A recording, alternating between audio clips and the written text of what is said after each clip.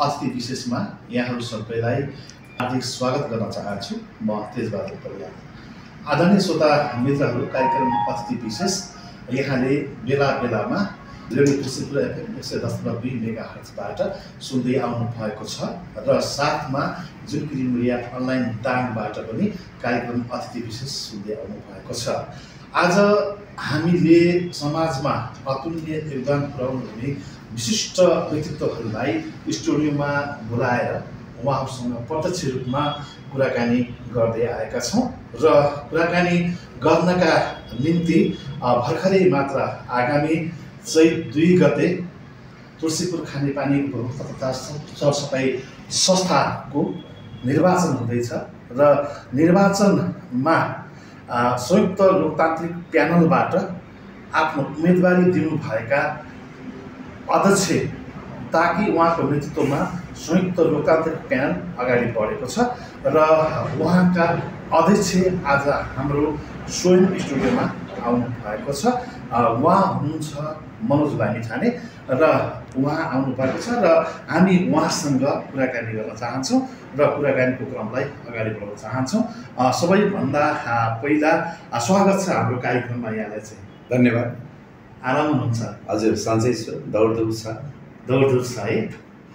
अनि यो चाहिँ अतिथि विशेषमा यहाँहरू सबैलाई हार्दिक स्वागत गर्न चाहन्छु। म तेजबहादुर परियार। आदरणीय श्रोता मित्रहरू, कार्यक्रम अतिथि विशेष यहाँले बेला बेलामा रेडियो त्रिशुल एफएम 110.2 मेगाहर्जबाट सुन्दै आउनु भएको छ र साथमा जुनकिरी मिडिया अनलाइन दाङबाट पनि कार्यक्रम अतिथि विशेष सुन्दै आउनु भएको छ।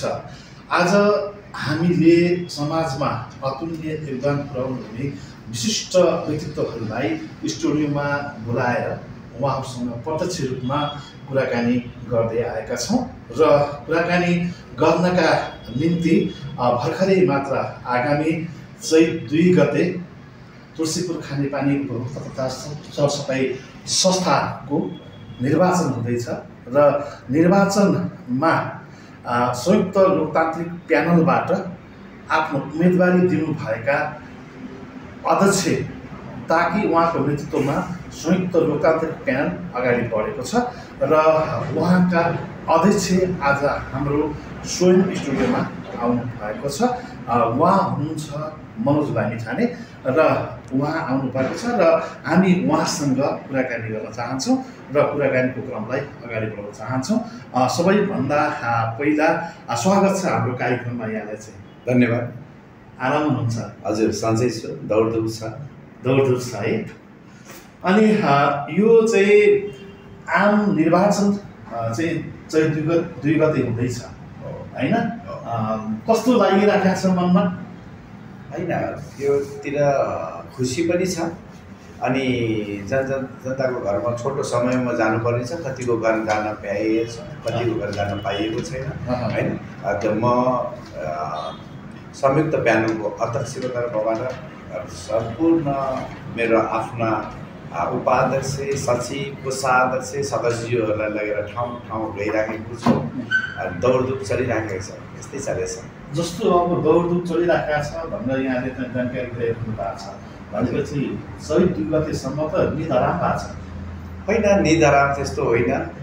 जनताको घरमा जान पाइएको छ, एउटा खुसी पनि लागेको छ। तब जनतालाई भेट्न पाइएको छ होइन। अब दौडधुप त यस्तै पनि गरिराखिन्छ समाजको लागि।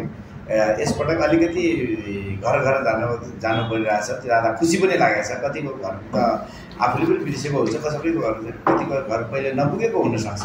सबैको घर जान पाइएको छ। खुसी छु त्यसमा खासै त्यस्तो दुःख छैन, खुसी छ। भनेपछि आम निर्वाचन चाहिँ एउटा संयोग जुराइदिएको छ घर दैलोमा जानको लागि होइन? समय त अरू दिन पनि गइन्छ, यस्तै पनि समझ हिँडिसकेपछि कतिको घर गइन्छ। तर यसपटक के भयो भने छोटो समयमा सबैको घर घर जान यो छ। तर सबैको घर घर जानु नभ्याइएला होइन। म यही मार्फत म के भन्न चाहन्छु भने जतिको घर हामी जान्छौँ होइन, यदि चुनाव सक्यो भने 2 गतेपछि फेरि पनि तपाईँको घर घर जोडिने प्रयास गर्नेछौँ होइन। यति कुरा राखेँ मैले। आएन भनेर पनि चिन्ता नमानिदिनु होला होइन, किनभने छोटो समय छ, जाने धेरै ठाउँ छ। त्यसले गर्दाखेरि यही मार्फत यसैलाई सन्देश मानेर के भन्नुला भने तपाईँको भाइस्वरू होइन, तपाईँको घर घर आज आउन नपाए पनि आगामी दिनमा जसरी पनि तपाईँको घरमा पुग्ने नै छु। त्यसले गर्दाखेरि यसले आज भोट माग्न आएन होइन, यो चिज नसोचिदिउँला मात्रै भन्नु छ मैले। जस्तो संयुक्त लोकतान्त्रिक प्याउको तर्फबाट तपाईँको नेतृत्वमा जुन चाहिँ उम्मेदवारी परेका छन् होइन, चैत 2 गते निर्वाचन हुँदैछ, यहाँले भन्नुभयो जनताको घर दैलोमा हामी गइराखेका छौँ भन्नुभएको छ।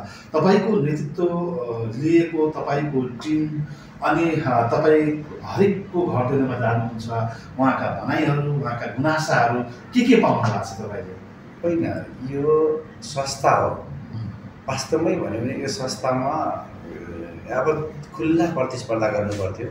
यो चिज होइन, सर्वसम्मतबाट आउनु पर्थ्यो होइन। यो चिज यसरी जनताका घरमा गएर चुनाव गराएर एजेन्ट गराएर नारा लिएर ठुल्ठुला गरेर यसरी जाँदै राम्रो होइन सङ्घ संस्थामा। अब उहाँहरूलाई चाहिएको शुद्ध पानी हो। उहाँहरूले एउटै चिज भन्नुभएको छ, प्रत्येक घरमा हामीलाई पिउनको लागि पानी होइन, कपडा धुनको लागि पानी, शुद्ध पानी, स्वच्छ पानी चाहिएको छ, त्यति मात्रै भन्नुहुन्छ, अरू केही पनि भन्नुहुन्न। ए भनेपछि गुनासाहरू त्यति भयङ्कर खालको चाहिँ छैन भन्दा हुन्छ? होइन, यसलाई गुनासा ठुलो मान्ने या सानो मान्ने होइन, जीवनसँग जोडिएको छ पानी होइन, त्यही पानी माग्नु भएको छ होइन। त्यसलाई दिन सक्यो भनेपछि दिनु पनि पर्छ, किनभने संस्था खानेपानी संस्था भनेपछि पानी खुवाउनुको लागि नै हो। त्यसले गर्दाखेरि उहाँहरूले पानी माग्नु भएको छ होइन, अरू चिज त माग्नु भएको छैन होइन। फेरि त्यहाँ नेतृत्व जाने भनेको पानी खुवाउनु हो है। पानी खुवाउन जो नेतृत्व गइसक्छ भने त्यो नेतृत्वले पानी खुवाउनुपर्छ अनि उहाँले पानी माग्ने अधिकार हो।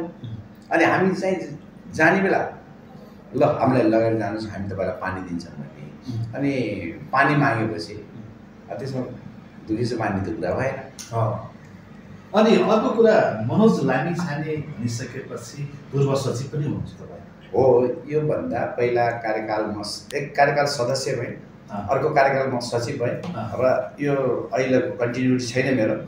यो बिचमा ग्याप गरेर अहिले अध्यक्षको उम्मेदवारी। तपाईँसँग अनुभव धेरै छ अनुभव 8 वर्षकै अनुभव छ लगभग। अब 8 वर्षको अनुभव छ, एकातिर चाहिँ अर्का लोकतान्त्रिक प्यानलबाट पनि अनुभवै हुनुहुन्छ होइन। प्रतिस्पर्धा तपाईँको विशेष गरेर भन्दाखेरि कोसँग चाहिँ मित प्रतिस्पर्धा होला जस्तो लाग्छ? लोकतान्त्रिक प्यानलका एम कान्त भण्डारी अथवा सीताराम शर्मा अथवा कोसँग होला? अलिकति भित्र डर जस्तो कोसँग लागेको छ? होइन, प्रतिस्पर्धा दुइटै चिज मै आफूसँग छ, उहाँसँग मेरो प्रतिस्पर्धा छैन। म त्यो प्रतिस्पर्धा पनि जान चाहन्न होइन। अब यो जितिसकेपछि है कसरी जनतालाई पानी खुवाउने चुनौती पनि छ होइन।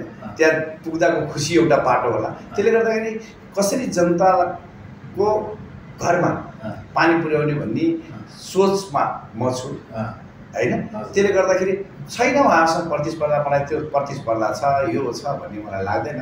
जनताले बुझ्नु भएको छ होइन, जो उम्मेदवार राम्रो छ। अहिले फेरि सबै जनताले राम्ररी बुझ्नुहुन्छ होइन। पार्टी भन्दा पनि उहाँहरूले क्लियर रूपमा के हेर्नुहुन्छ भनेपछि को उम्मेदवार ठिक छ, कसको क्यारेक्टर ठिक छ होइन, सबै चिज हेर्नुहुन्छ अनि बल्ल मतदान गर्नुहुन्छ। किनभने हामीले जीवनमा धेरै पटक बिहान उठेर त महिलाहरू फेरि तरकारी किन्न जानुहुन्छ होइन। एउटा तरकारी किन्ने बेला त उहाँले यता यता फर्काएर उता फर्काएर मजाले हेरेर अनि मात्र किनेर ल्याउनुहुन्छ। अनि 3 वर्षसम्म त पानी खुवाउने कुरा हो।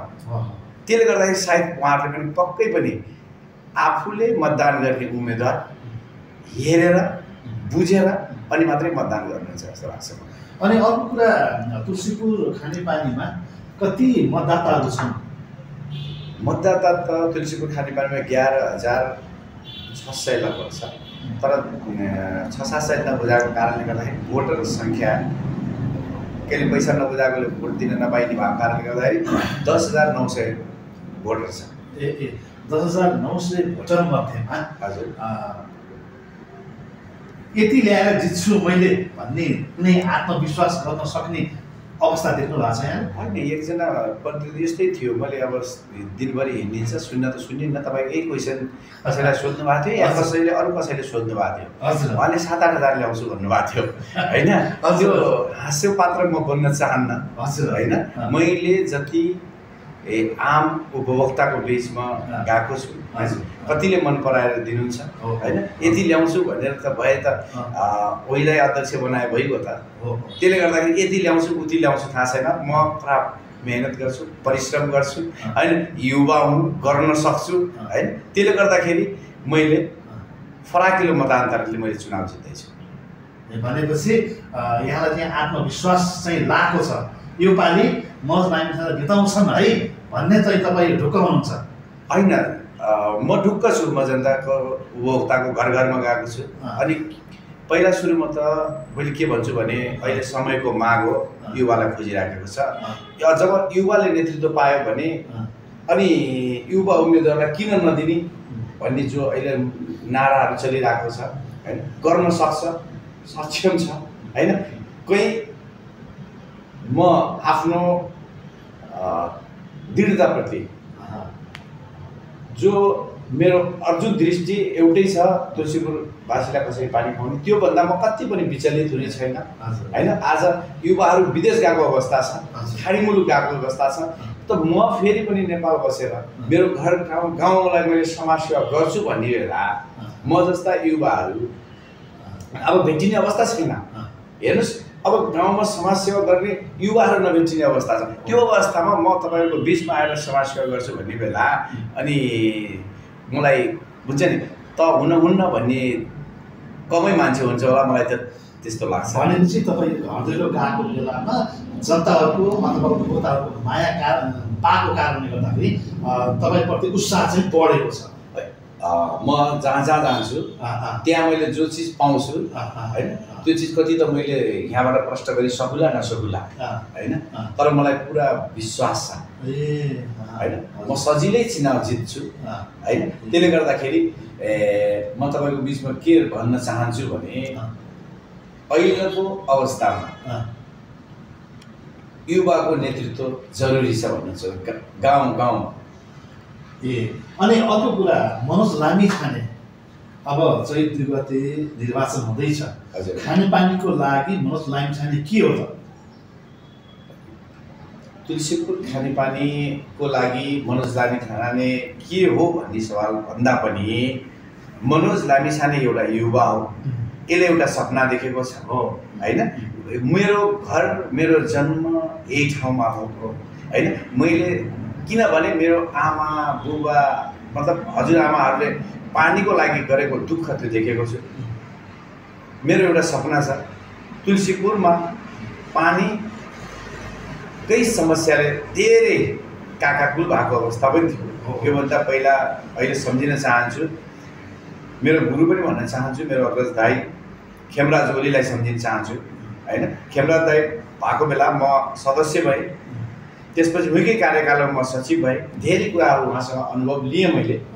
अनि त्यसले गर्दाखेरि त्यो दिनबाट आज के भन्न चाहन्छु भने कसरी जनतालाई आम उपभोक्तालाई सहज तरिकाले पानी खुवाउन सकिन्छ, त्यसैमा मेरो अर्जुन दृष्टि रहनेछ भन्ने कुरा म तपाईँको बिचमा राख्न चाहन्छु। अनि मनोज लामिछाने हजुर उम्मेदवारी किनेर केका लागि पर्यो तुलसीपुर खानेपानी संस्थामा? मनोज लामिछानेको उम्मेदवारी हामीले विगतमा देखेका सपनाहरू, मेरो अध्यक्ष खेमराज ओली हुनुहुन्थ्यो अनि हाम्रो एउटा समिति टिम थियो। त्यो टिमले 2टा सपना देखेका थियौँ।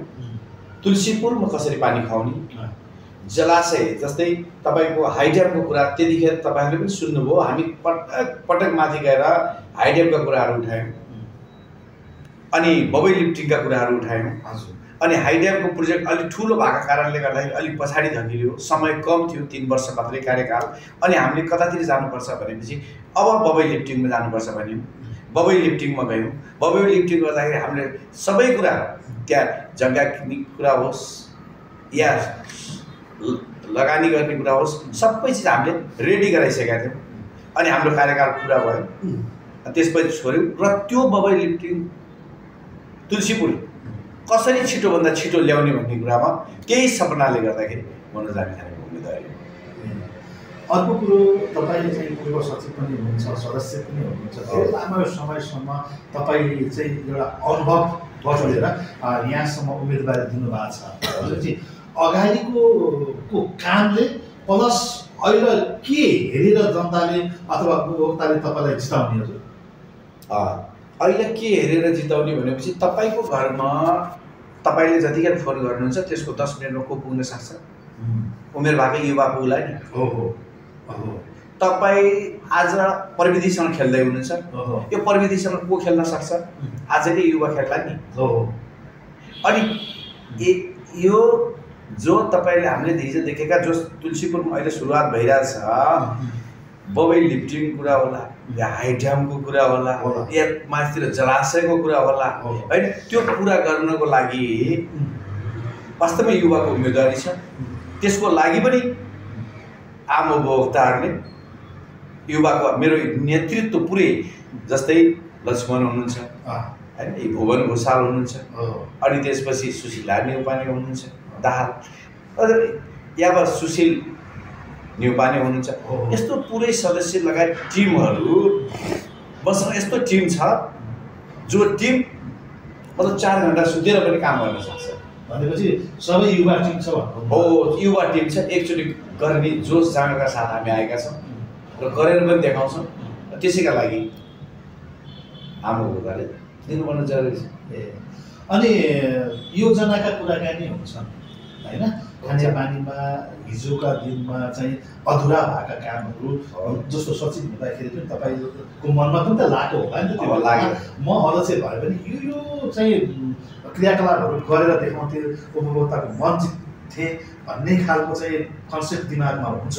तपाईँमा पनि जितेर मैले यो एजेन्डामा काम गर्ने थिएँ भन्ने चाहिँ केही योजना बनाउनु भएको छ है? होइन, योजना त नभएर लाग्दैन मान्छे। जस्तै मैले के भनेपछि हरेक आम गरिब नागरिकले निःशुल्क पानी पिउनु पर्छ। पानीको क्याटेगोरी हुनुपर्छ। जस्तै तपाईँले 10 लिटर पानी प्रयोग गर्नुहुन्छ पिउनको लागि भने त्यसको मूल्य फरक हुनुपर्छ। जस्तै तपाईँले 20 लिटर पानी प्रयोग गर्नुहुन्छ भने आफ्नो गमलामा फुलमा पानी चार्नलाई त्यसको मूल्य फरक हुनुपर्छ। तपाईँले 30 लिटर पानी प्रयोग गर्नुहुन्छ तरकारीमा चार्नको लागि भने त्यसको पैसा छुट्टै हुनुपर्छ। त्यसकारण यो दुईटाको मापदण्ड फरक हुनुपर्छ। यो मेरो मूल एजेन्डा रहनेछ। किनभने गरिबले पिउने पानी र धनीले करेसाबारीले चार्ने पानी फरक हो। पिउने पानी फ्रीमा पिउनु पाउनुपर्छ। करेसाबारी पानी चार्ने पानीको मूल्य बढाइनुपर्छ। यो चिज मेरो मेन एजेन्डा यही नै लिएर म भनेपछि फोकस यही कुरालाई होइन, धेरै कुरा छ। तपाईँले सोध्नु मैले के हो भनेर यो कुरा मात्रै उत्तर दिएँ, तर यस्ता अरू पनि भन्नुहोस् न यति छ। जस्तै तपाईँको यो बबईको यो कुरा भयो। अब दिन प्रतिदिन पानीका मुहानहरू सुक्दैछन्, स्रोत छैन। किन छैन भनेपछि तल जमिन रिचार्ज भइरहेको छ। अब ठाउँमा पोखरीहरू खोल्ने स्थिति छ। त्यसकारण हरेक ठाउँमा साना पोखरीहरू बनाउनेतिर पनि लाग्नुपर्छ। तुलसीपुर खानेपानी त्यसको नेतृत्व गर्नुपर्छ। तुलसीपुर खानेपानीले त्यस्ता योजना छन्, धेरै छन् है। आफू गइसक्यो भने त्यसपछि के गर्ने भन्ने कुरामा त्यतिखेर राखौँला। गएर हाम्रो प्रतिबद्धता पत्र पनि आउँदैछ अनि त्यसमा पनि धेरै कुरा छन्। मैले आफ्ना कुराहरू पनि त्यही राखेको छु। जस्तो तपाईँ त चाहिँ हिरो हुनुभएको मान्छे हो, फिल्मकर्मी पनि हुनुहुन्छ होइन, नायक भएर तपाईँ चलचित्र क्षेत्रमा खेल्नुभयो। अनि अहिले पछिल्लो अवस्थामा आएर आफ्नै गाउँठाउँमा फेरि समाजसेवा गर्नतर्फ लाग्नुभयो। भिन्नता त धेरै होला होइन, चलचित्र क्षेत्रको अनुभव र यो क्षेत्रको अनुभव चाहिँ भिन्नै होला।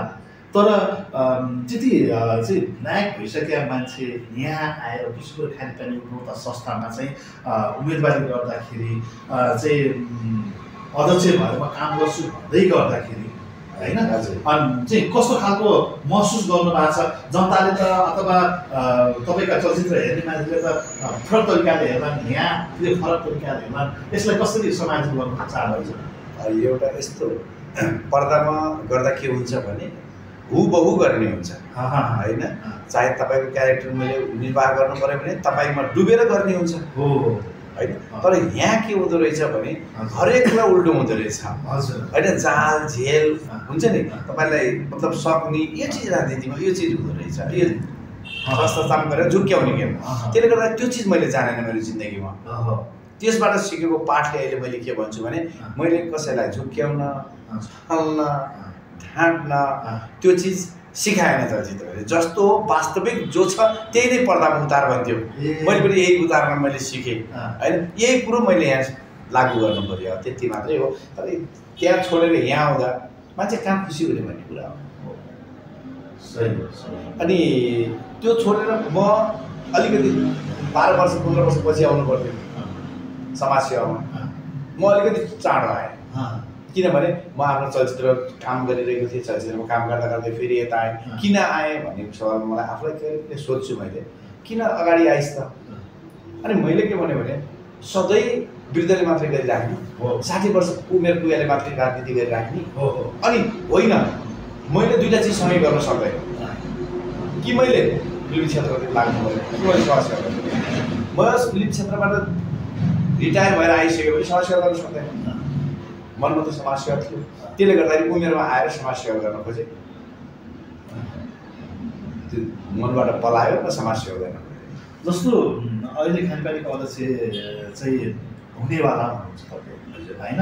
अब पार्टीले पत्यारै तपाईँलाई दियो होइन, पार्टीले नपत्याएको भए त तपाईँ चाहिँ अन्य कुनै सेक्टरमा काम गर्नुहुन्थ्यो होला होइन?